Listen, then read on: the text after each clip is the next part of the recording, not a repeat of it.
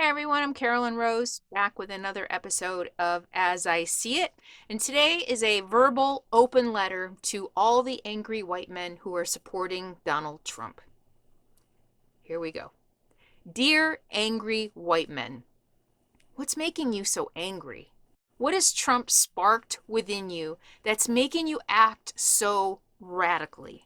With all your guns and your shouting on the internet and your blaming and charging a federal building with your guns, using your flags, the American flag, as weapons against police officers.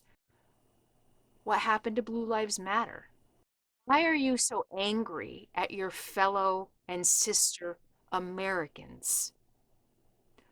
What's causing you to want to go to war against us? Do you even know? I mean, do you really know? See, I think you don't understand that anger is really fear. According to every psychologist on the planet, anger is fear run amok. And I see you. I see you in your fear. When I go into Walmart or Tractor Supply and I see you with your gun strapped to your hip, I see your fear. You're afraid.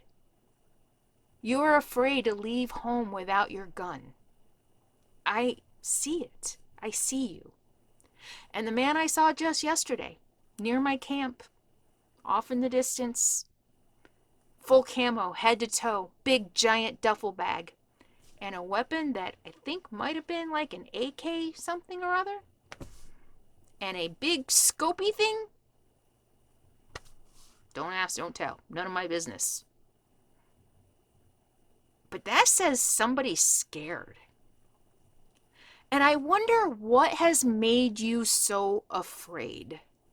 I mean, yeah, there's a lot of rhetoric. You've been listening to Sean Hannity and Glenn Beck and the other guy, what's his name? O'Reilly, Papa O'Reilly. You've been listening, did I say Trump already? Tucker Carlson, who's telling you that I'm going to take your rights away, that the blacks are going to take your rights away, that the immigrants are going to take your rights away, that we're going to take all your tax dollars and we're going to give them to all the people who don't want to work. But what is that really about? It's about fear, right? It's about being afraid of losing something. And when you can't admit or address or look within at that fear, at what's triggering you, a word you like to use for us snowflake liberals, when you can't look within, you weaponize your fear and it becomes anger directed outward at everyone else. But I want to share something with you. Here's what I think you're afraid of. I think you're afraid that all of us who have been oppressed by you for centuries and your ancestors, and now, you still oppress us. We're still oppressed in many ways, as we've seen with Black Lives Matter movement and black people still getting shot by police. And it was all about Blue Lives Matter until you started beating them with your Trump flag. You're afraid that the black people who've been oppressed in this nation for centuries and women who have been oppressed as well, you're afraid that when we get some power, we will do to you what you have done to us. It's common projection. When you're unable to see the dark side, the dark within you, you project that dark outward. When you can't admit your own dark or even your own violent thoughts or actions, when you deny that shadow side within you, you project it onto others. But here is what I'm going to tell you. That's not what we want. We don't want revenge.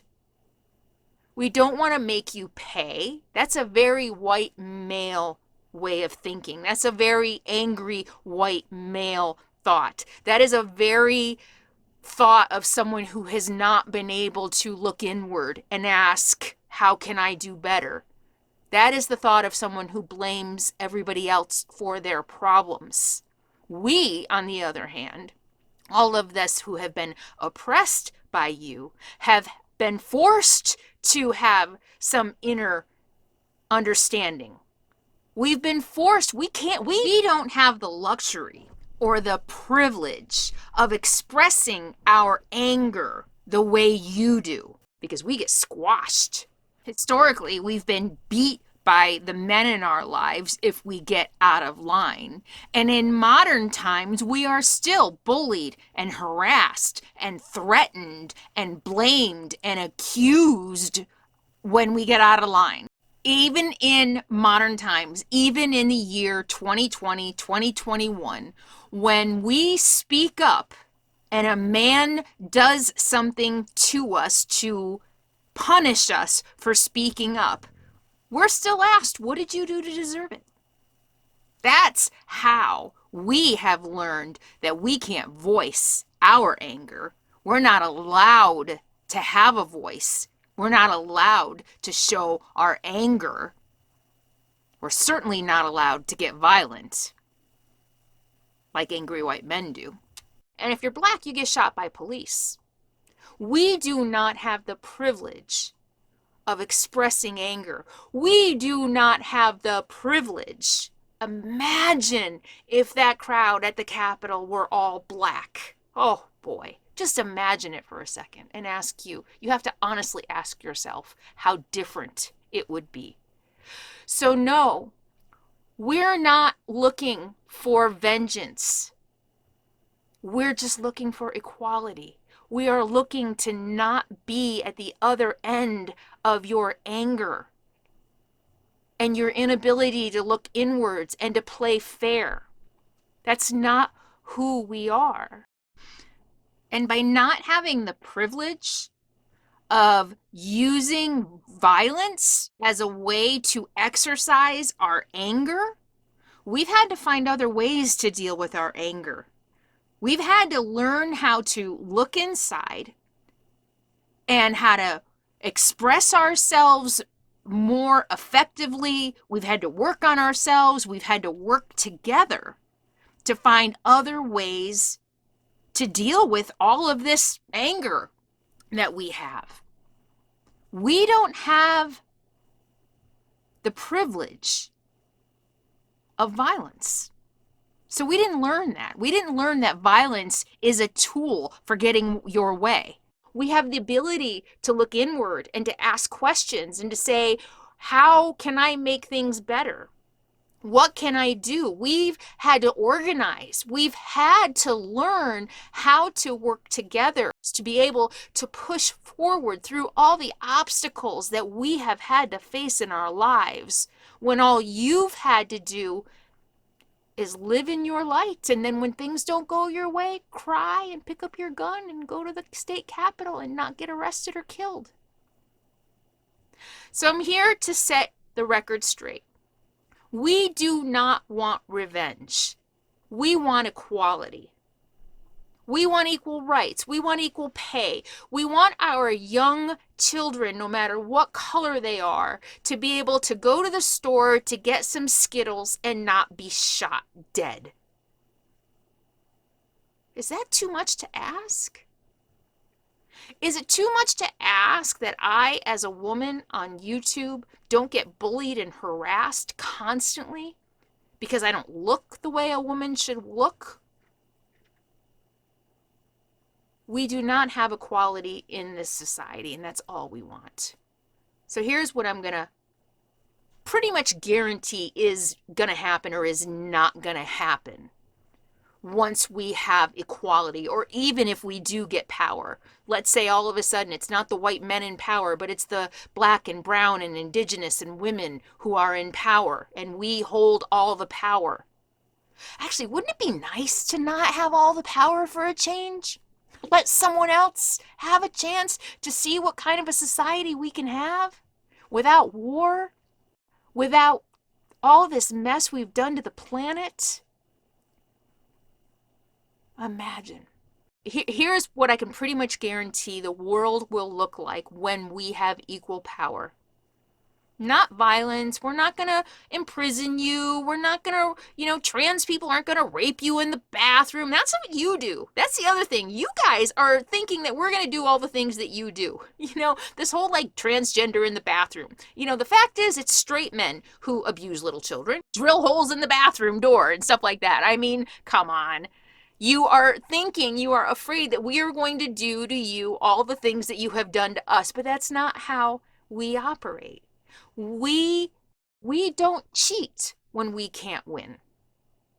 We don't renege on our promises. We don't go back on our treaties. We don't twist and turn the rules to suit us. We play by the rules that are set in advance, and then when things don't go our way, we figure out how to do better next time. We use our brains. We use our intellect. We don't use our strength and bullying power because we can't, because we haven't been able to. But this is how we will also act moving forward. So we're not going to cheat when we can't win. We're not going to take when we're told no. We're not going to take anything when we're told no. We're going to hear no is no, and we're not going to take things that don't belong to us. So don't worry, you won't be raped. We're not going to threaten, bully, and intimidate those who are more successful than us. Instead, we're going to turn inward and ask, how can I do better? We're not going to resort to war and violence. We're not going to stage coup attempts. We're not going to overthrow the government. We are going to use our voices and intellect. We're going to find common ground, and we're going to figure out how we can work together toward an outcome that's acceptable for everyone. A world in which we have equal power, or even a world in which angry white men aren't in power, is going to look very, very different. I guarantee you that. But it's not the world you're afraid of. It is not that we're going to take your guns away and make you all slaves or whatever it is you're afraid of. It's not that you're all going to get raped by whatever it is you're afraid of getting raped by. Those are all the things you have done to us. That's projection. You're afraid we're going to do to you what you have done to us, but that's not how we operate because we have been forced to learn other ways of adapting and solving problems than violence. You, through your oppression and your anger and your violence, have forced us to be better, to be smarter, to be more able to come together, fraternity and sorority, and work together. And that's what the new world is going to look like without the angry white power. Something to think about. I'll see you next time.